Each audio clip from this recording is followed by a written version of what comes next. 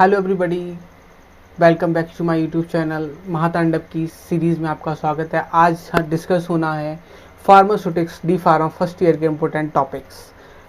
ऐसे कौन से टॉपिक्स हैं जो एग्जाम के पॉइंट ऑफ व्यू से काफ़ी इंपॉर्टेंट है। 9 तारीख को आपका सबसे पहला एग्जाम फार्मास्यूटिक्स का है, D pharma first year. Unit, total number of unit अगर हम फार्मास्यूटिकल्स में बात करें तो हमारी टोटल 7 यूनिट हैं। ओके, सो पहली यूनिट में आपको बच्चे क्या क्या पढ़ना है। देखो, पहली यूनिट में आपको पढ़ना है history of pharmacy. History of pharmacy आप पढ़ेंगे। Pharmacy profession in India, career in pharmacy. आप फार्मेसी करने के बाद, आप जो फार्मेसी कर रहे हैं इसके करने के बाद कौन कौन से और आपके पास करियर ऑप्शंस होंगे, आपको वो पढ़ना है। बहुत ही सिंपल टॉपिक है ये तीनों। इसके बाद सेकंड पैरा में मैंने आपको लिखा है pharmacopoeia, Indian pharmacopoeia that is IP, British pharmacopoeia BP. All edition of IP, edition जितने भी आईपी के आ चुके हैं, कौन सा एडिशन कब आया, किस कब तक चला, किस डेट को एक्सपायर हुआ, तो आपको ये देखना है क्योंकि इससे एमसीक्यू काफ़ी आते हैं। और फार्माकोपिया टॉपिक हर बार फार्मास्यूटिक्स में आया है, काफ़ी इम्पोर्टेंट और काफ़ी हाईली वेटेड टॉपिक है फार्माकोपिया। अगर ये लॉन्ग में आया तो आप सोच लीजिए आपके पास होने के चांसेस काफ़ी इंक्रीज हो जाएंगे। ओके, सो फार्माकोपिया टॉपिक आपको करना है, बहुत ही ज़्यादा इम्पोर्टेंट है। आप इसको स्टार लगा लीजिए, आपको एग्जाम में इस बार मिलेगा। ओके, फर्स्ट यूनिट हमारी क्लियर हो गई। अब हम बात करेंगे सेकंड यूनिट की। वैसे अब देखो, फर्स्ट यूनिट में क्या फार्माकोपिया है क्या यार। फार्माकोपिया आपने किसी भी ड्रग के आगे देखा होगा आईपी, बीपी, यूएसपी लिखा होता है ना, तो फार्माकोपिया एक स्टैंडर्ड बुक होती है जिसमें सारे ड्रग के स्टैंडर्ड फार्मूलाज लिखे होते हैं कि कौन सा फार्मूला कहाँ से हमने लिया था, ऐसे करके कुछ लिखा होता है। उसके काफ़ी सारे एडिशन चेंज होते रहते हैं। तो अब तक शायद 8 एडिशन, अब 9 एडिशन ऑलमोस्ट आ चुके हैं। तो आप इस बार इसको चेक करेंगे कौन सा एडिशन कब आया। ये एमसीक्यू में आपको काफ़ी बार, क्या आपको इस बार भी पेपर में मिलेगा कोई ना कोई एमसीक्यू। ठीक है, सेकंड यूनिट हमारी पैकेजिंग मटेरियल को लेके है। हम देखते हैं कि पैकेजिंग मटेरियल काफ़ी मतलब इम्पोर्टेंट प्ले रोल करता है। देखो, टाइप्स ऑफ पैकेजिंग मटेरियल आपको पढ़ना है, कितने टाइप के होते हैं, प्राइमरी, सेकेंडरी, टर्सरी, इस टाइप के। सिलेक्शन क्राइटेरिया क्या है भाई पैकेजिंग मटेरियल को सिलेक्ट करने का, कौन सा ड्रग किस में पैक करना है, रबड़ में कौन सा ड्रग पैक करेंगे, प्लास्टिक में कौन सा पैक करेंगे, मेटल में कौन सा करेंगे, है ना, और ग्लास में, रबड़ में, इसमें packaging material with their advantage and disadvantage. Glass में मटेरियल पैक करने के फ़ायदे क्या हैं, नुकसान क्या है, प्लास्टिक में एडवांटेज क्या है, नुकसान क्या है, डिसएडवांटेज क्या है, मेटल में। और इसमें एक टॉपिक और जोड़ लो आप, क्लोजर। वैसे कम आता है लेकिन आप फिर भी एक बार जोड़ लो, क्लोजर इस बार शायद आ जाए, है ना। क्लोजर, क्लोजर मतलब ढक्कन जो होते हैं उसके, वो भी इम्पोर्टेंट प्ले रोल करते हैं भाई। एक चीज़ फार्मास्यूटिकल्स में इम्पोर्टेंट होती है। ठीक है, अब हम बात करेंगे थर्ड यूनिट की। थर्ड यूनिट में हमें क्या है, फार्मास्यूटिकल एड्स के बारे में हमें पढ़ना है।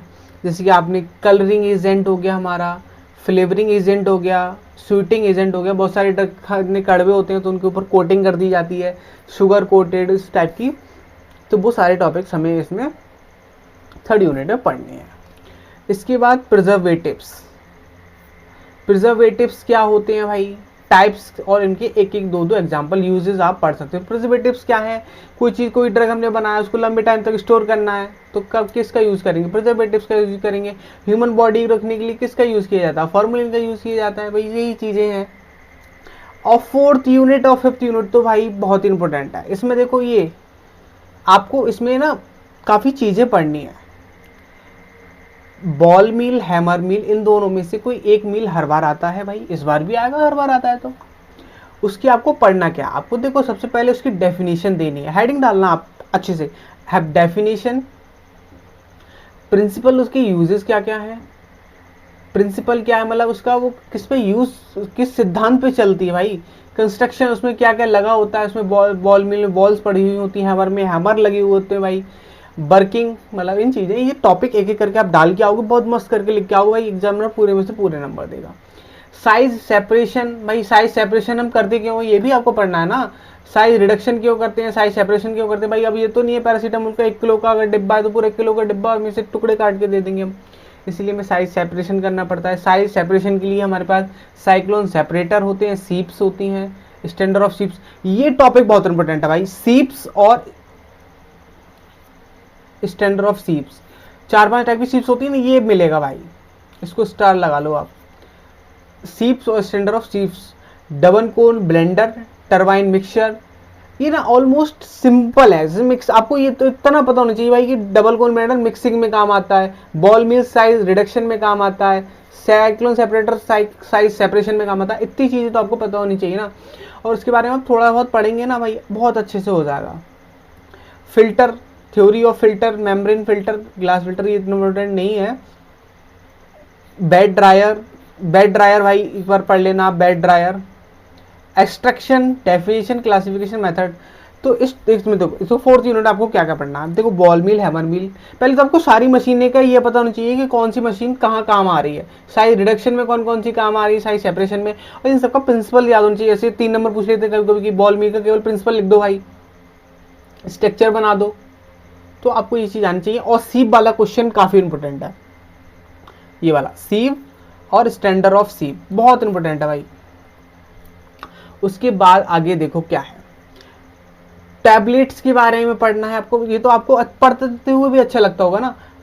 Tablets, capsules, hard gelatin capsule और सॉफ्ट जिलेटिन कैप्सूल में डिफरेंस आना ही आना है, star. Hard gelatin capsule, soft gelatin capsule आना ही आना है। Liquid oral preparation, solution, liquid oral preparations क्या क्या होती हैं, टॉपिकल प्रिपरेशंस क्या क्या होती हैं, नोजल प्रिपरेशन क्या होती है, पाउडर एंड ग्रेन्यूल्स, इसके आगे भी टॉपिक होगा इसमें। स्टेरॉइड फॉर्मुलेशन, इम्यूनोलॉजिकल प्रोडक्ट्स, इसमें आपको देखो बेसिकली वैक्सीन्स के बारे में पढ़ना है। वैक्सीन्स, ओनली वैक्सीन्स के बारे में पढ़ के जाइयो। आई ड्रॉप्स के बारे में पढ़ जाइयो, eye drops. Powder and granules के बारे में थोड़ा सा पढ़ लियो कि मतलब ग्रेन्यूल्स क्या होते हैं भाई, पाउडर होता है बिल्कुल फाइन, ग्रेन्यूल्स में तो टुकड़े होते हैं।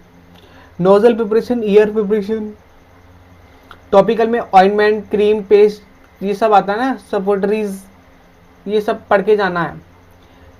कम से कम ये तो पता होना चाहिए ना कि एमआईआर सिरप क्या है, सस्पेंशन क्या है, ये तो आपको वैसे भी पता होना चाहिए। ठीक है, सस्टेंट रिलीज टैबलेट क्या होती है, एक्सटेंट रिलीज टैबलेट क्या होती है, फास्ट डिजोल्विंग टैबलेट क्या होती है, मल्टीलेयर। अगर आप ये पढ़ने बैठोगे ना, आधे घंटे की यूनिट है ये,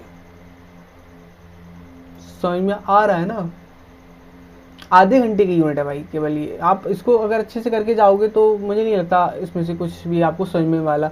और जो टॉपिक आपको समझ में ना आए, आप उसका कमेंट सेशन में आप उसको मेंशन कर दो, भाई ये वाला टॉपिक समझ में नहीं आ रहा, समझा देंगे।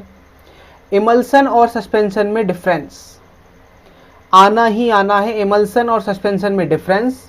सॉफ्ट जिलेटिन कैप्सूल और हार्ड जिलेटिन कैप्सूल में डिफरेंट। ऑइंटमेंट्स क्या होते हैं, क्रीम क्या होती है, पेस्ट क्या होती है, थोड़ा बहुत पढ़ ली। सपोर्टरीज आना ही आना भाई। ठीक है, वैक्सीन्स के बारे में पढ़ लियो, आई ड्रॉप्स के बारे में पढ़ लियो, स्टेरॉइडल प्रिपरेशन होती है, इसमें कोई बैक्टीरिया वायरस वगैरह नहीं होता। 6 यूनिट में क्या पढ़ना है, क्वालिटी कंट्रोल कैसे करेंगे भाई, क्या क्या यूजेस होते हैं, मतलब क्या क्या टेक्निक्स होती हैं। क्वालिटी एश्योरेंस क्या क्या होता है, आप अगर कहीं फार्मास्यूटिकल कंपनी में काम करने जाओगे उसके बाद तो वहाँ पे पोस्टिंग होती है, क्वालिटी कंट्रोल की अलग, क्वालिटी एश्योरेंस की अलग। और गुड मैन्युफैक्चरिंग प्रैक्टिस कैसी होती है, जीएमपी। अगर कोई फार्मास्यूटिकल कंपनी अच्छा काम करती है तो उसको जीएमपी का सर्टिफिकेट गवर्नमेंट से मिलता है। ये टॉपिक कभी कभी आता है जब पेपर टफ आता है, तब नोवल ड्रग डिलीवरी सिस्टम आता है। अगर पेपर आसान आता है तो एनडीडीएस नहीं आता है। कभी कभी फुल फॉर्म पूछ लेता है एक नंबर में, एनडीडीएस क्या है, नोवल ड्रग डिलीवरी सिस्टम। आपको पता होना चाहिए क्या है भाई, नए नए सिस्टम्स आ रहे हैं भाई, आपको उसके एडवांटेज डिसएडवांटेज क्लासिफिकेशन किस किस बेसिस पे होता है। ठीक है, thanks for watching this lecture. इस मैंने जो टॉपिक आपको बताए हैं, आप अगर उतना करके जाओगे आपका पेपर बढ़िया नहीं बहुत ही बढ़िया होगा। Okay, so best of luck for your exam.